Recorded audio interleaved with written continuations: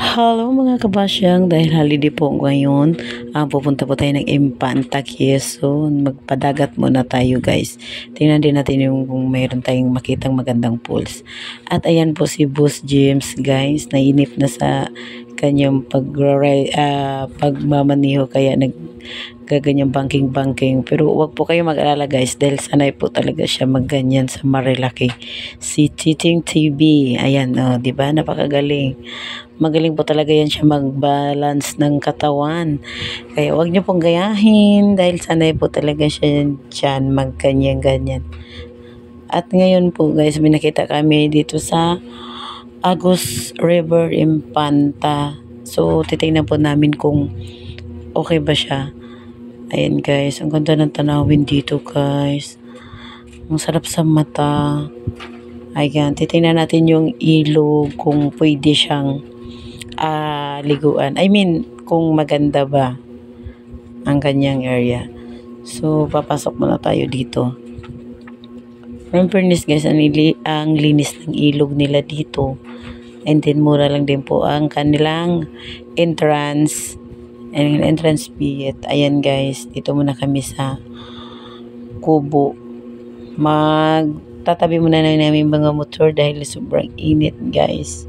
Dahil around mga 10:30 AM dito na kami. And ganyan mga helmet namin guys.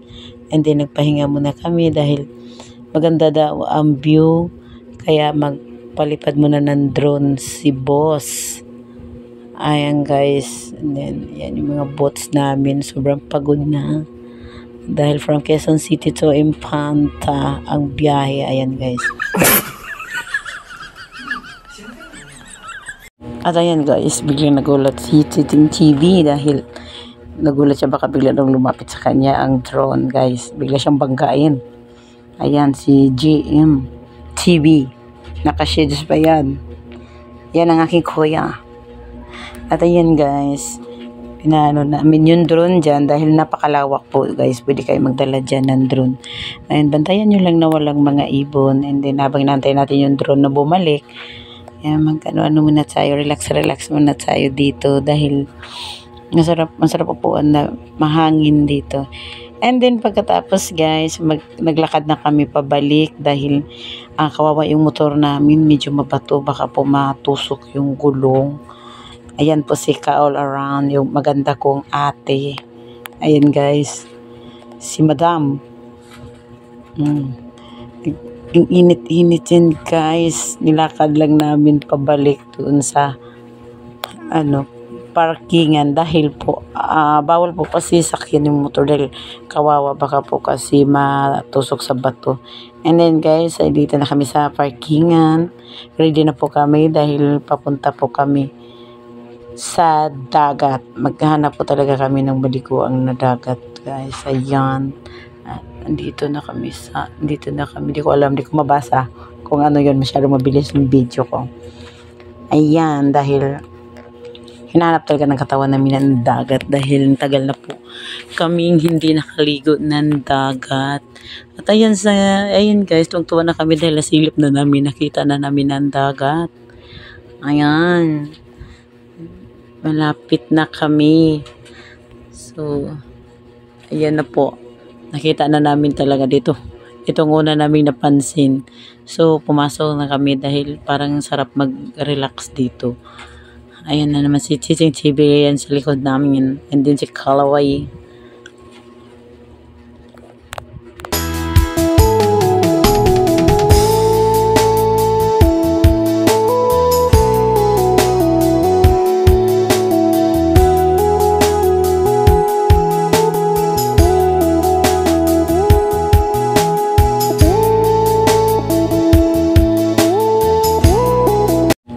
At ayan guys, napakalinaw ng tubig dito guys.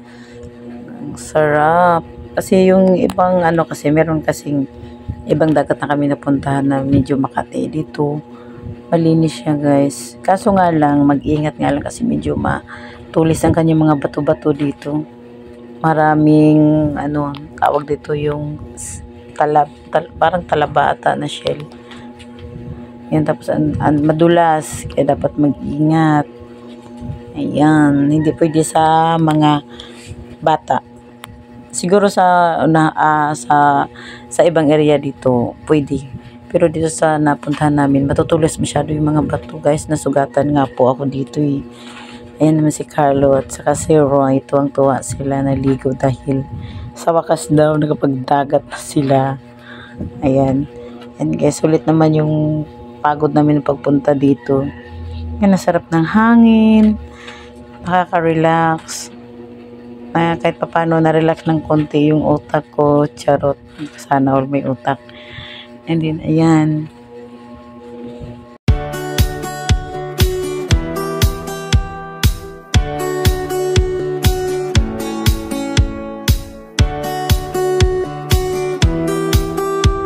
At ayan guys, masyado talaga nilang in-enjoy guys ang tubig dagat. Ayan, dahil malapit na po kami uuwi.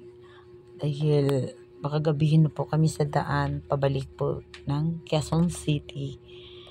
Ayan guys, sila na lang po talaga ang maiwan dyan dalawa. Ayan si Roy at saka si Kaloy. Di ko alam kung ligo ang gusto niyo mga yan or yung mga chicks dyan nakasabay nila ang gusto nila dyan. At yan sa wakas, umahon na din sila guys. So, siguro gusto na nila din magbanlaw dahil sila na lang naiwan eh. At ayan guys, pauwi na po kami. Ito ang labig talaga dito guys sa Infanta, Quezon. Masyadong maamoy mo yung puro damo. And din sa kalsada wala ka masyadong masalubong.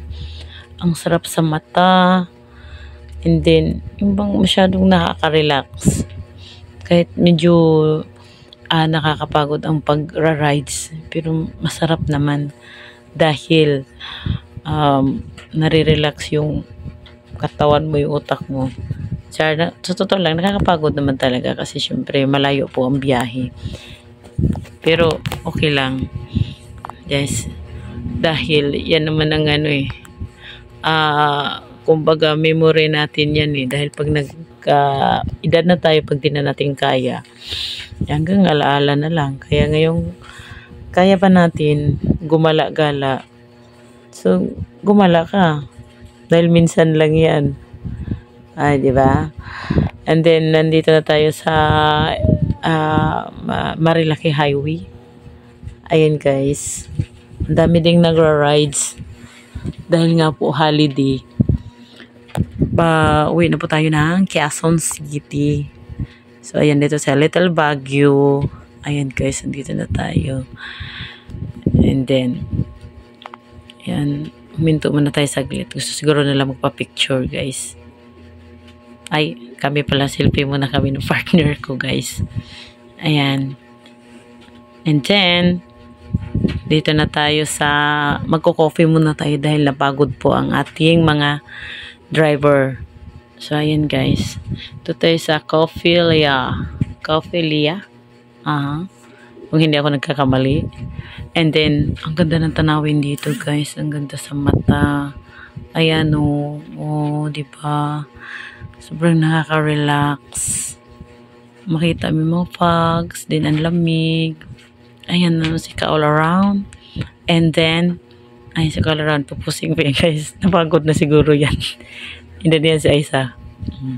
Oh, sige nga. Sige, Aisa. Pusing ka dyan. Ayusin pa niya yung buhok niya. Sige. Okay, 1, 2, 3. Smile! Joke lang. Video yan sa... sige, pusing ka lang dyan, sang. Yan. And then, order na tayo ng coffee. Ayan yung cake nila. Then guys, ayan na yung kape natin. Kapeng Barako. Ayan guys, para po hindi tayo makatulog. And then pati yung mga driver namin guys. Kaya kailangan nila ng kapeng Barako. And then, ayan. Dito na kami nakatambay guys. Ang sarap sa mata habang nagkakape ka. Ayan. Diba? Yung bang iisipin mo pag wala kang, wag mo nang isipin pagdating mo sa bahay na meron kang hugasin, may labahan ka. At ayun na guys, ginabi na tayo guys. Ay, sa puntong nito medyo natatakot na ako guys dahil kami ang huli. Medyo sobrang dilim pala dito. At yan lang guys, salamat sa panonood, bye bye.